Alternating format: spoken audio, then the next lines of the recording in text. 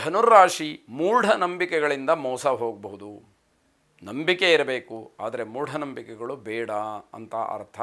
ಅಂತಹ ಮೂಢನಂಬಿಕೆಗಳಿಂದ ನೀವು ಮೋಸ ಹೋಗೋದಕ್ಕೆ ಸಾಧ್ಯತೆ ಇದೆ. ಆದಾಯದ ಮೂಲಗಳು ಗಟ್ಟಿಯಾಗ್ತಾ ಹೋಗುತ್ತೆ, ಇನ್ನಷ್ಟು ಮತ್ತಷ್ಟು ನಿಮಗೆ ಹಣ ಸಿಕ್ಕುವಂಥದ್ದಾಗತ್ತೆ. ರಾಜಕೀಯ ವಿಚಾರದಲ್ಲಿ ಆಸಕ್ತಿಯನ್ನು ಹೊಂದಿರಿ. ಎಲ್ಲ ವಿಚಾರಗಳು ನನಗೆ ಗೊತ್ತು, ರಾಜಕೀಯದಲ್ಲಿ ನಾನಿಲ್ಲ ಅನ್ನುವಂತಹ ಮನಸ್ಥಿತಿ ಏನು ಬೇಡ. ನಿಮಗೆ ಒಂದು ವೇಳೆ ಅದರಲ್ಲಿ ಆಸಕ್ತಿ ಇದ್ದರೆ ಅದು ನಿಮಗೆ ವಿಶೇಷವಾದಂತಹ ಆಕರ್ಷಣೆಯನ್ನು ತನ್ನ ಕಡೆಗೆ ಅದು ಮಾಡುವಂಥದ್ದಾಗತ್ತೆ. ರಾಜಕಾರಣಿಗಳಿಗೆ ಉತ್ತಮವಾದಂತಹ ದಿವಸ ಇದು ಅಂತ ಹೇಳಬೇಕು. ಬೇರೆಯವರ ಅವಕಾಶ ನಿಮಗೆ ಒದಗಿ ಬರತಕ್ಕಂಥದ್ದು. ಯಾಕೆ ಅಂತಂದರೆ ಎಲ್ಲೋ ಒಂದಷ್ಟು ಜನ ವಿಚಲಿತರಾಗಿದ್ದರೆ ಆ ಸ್ಥಾನವೂ ಕೂಡ ನಿಮ್ಮಿಂದನೇ ಭರ್ತಿ ಆಗ್ತಕ್ಕಂಥದ್ದಾಗಿ ನಿಮಗೆ ವಿಶಿಷ್ಟವಾದಂತಹ ಗೌರವ ಸಿಕ್ಕುವಂಥದ್ದಾಗತ್ತೆ. ಬರಹಗಾರರಿಗೆ ಶುಭ ಮತ್ತು ಲಾಭ ಎರಡೂ ಇರತಕ್ಕಂತಹದ್ದು. ವ್ಯಾಪಾರಿಗಳಿಂದ ಉತ್ತಮವಾದಂತಹ ಲಾಭ. ಹೀಗೆ ಒಂದೊಂದು ಅಂಶವನ್ನು ಗಮನಿಸಿದಾಗ ಈ ಒಂದು ಸಮಯದಲ್ಲಿ ನಿಮ್ಮ ಒಂದು ಗ್ರಹಗತಿ ಚೆನ್ನಾಗಿದೆ ಅಂತ ಹೇಳಬೇಕು. ಶುಭವಾಗಿ. ಮಕರ ರಾಶಿ ಮಹಿಳೆಯರು ಆರೋಗ್ಯದ ಬಗ್ಗೆ ಹೆಚ್ಚು ಗಮನವನ್ನು ಕೊಡಬೇಕು. ವ್ಯಾಪಾರದಲ್ಲಿ ಮೋಸ ಅಥವಾ ನಷ್ಟ ಹೆಚ್ಚಾಗಿರುತ್ತೆ, ಅದನ್ನು ಅನುಭವಿಸಿಯೇ ತೀರಬೇಕಾದಂಥದ್ದು. ನಿಮ್ಮ ಶಕ್ತಿಯನ್ನು ಮೀರಿ ಕೆಲಸವನ್ನು ಮಾಡಿ ನಿಮಗೆ ಸುಖ ಇದೆ, ಅದರಿಂದ ಲಾಭವೂ ಕೂಡ ಶಾಶ್ವತವಾಗಿ ನಿಮಗೆ ಬರುವಂಥದ್ದಾಗತ್ತೆ.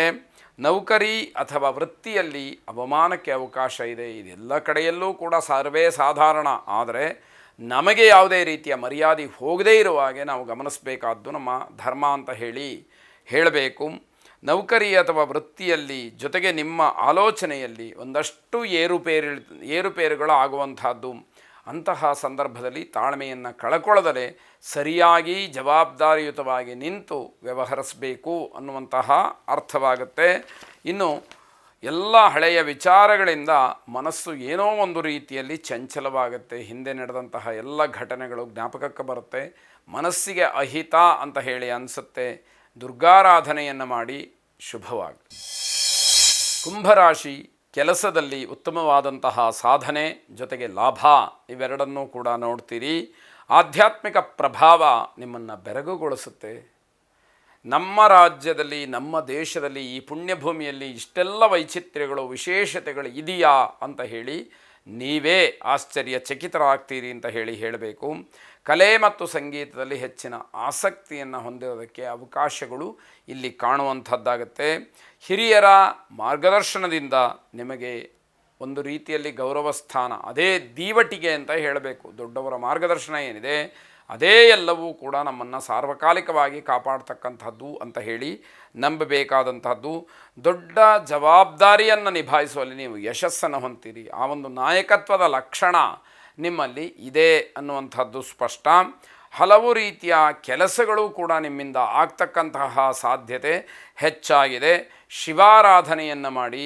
ಶಿವಂ ಶಾಂತಂ ಜಗನ್ನಾಥಂ ಲೋಕಾನುಗ್ರಹಕಾರಿಣಂ ಶಿವಮೇಕಂ ಪರಂ ವಂದೇ ಶಿಕಾರಾಯ ನಮೋ ನಮಃ ಎಂಬ ಪ್ರಾರ್ಥನೆ ನಿಮ್ಮದಾಗಿರಲಿ. ಶುಭವಾಗಿ. ಕೊನೆಯದಾಗಿ ಮೀನರಾಶಿ ಆರ್ಥಿಕವಾಗಿ ತೊಂದರೆ ಇರುವುದಿಲ್ಲ, ಆದರೆ ಸಂತೋಷದಿಂದ ಹಣವನ್ನು ಖರ್ಚು ಮಾಡಿ ಸಂತೋಷದ ಸಮಯವನ್ನು ಕಳೀತಕ್ಕಂತಹ ದಿವಸ ಇದಾಗಿರುತ್ತೆ.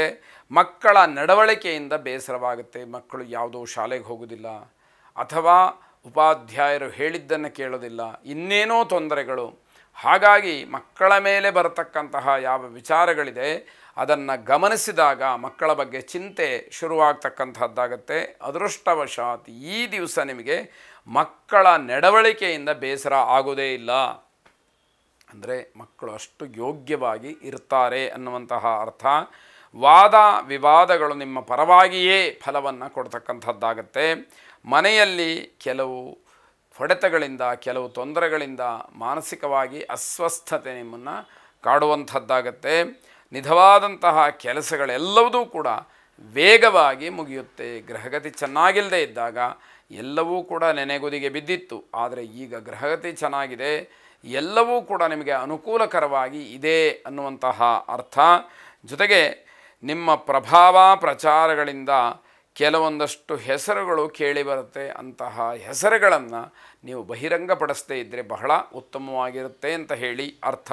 ವಿಶೇಷವಾಗಿ ದಕ್ಷಿಣಾಮೂರ್ತಿಯ ಪ್ರಾರ್ಥನೆಯನ್ನು ಮಾಡಿ, ಗುರವೇ ಸರ್ವಲೋಕಾನಾಂ ಭಿಷಜೆ ಭವರೋಗಿಣಾಂ ನಿಧಯೇ ಸರ್ವವಿದ್ಯಾನಾಂ ದಕ್ಷಿಣಾಮೂರ್ತಯೇ ನಮಃ ಎಂಬ ಪ್ರಾರ್ಥನಾ ಮಂತ್ರ ನಿಮ್ಮದಾಗಿರಲಿ.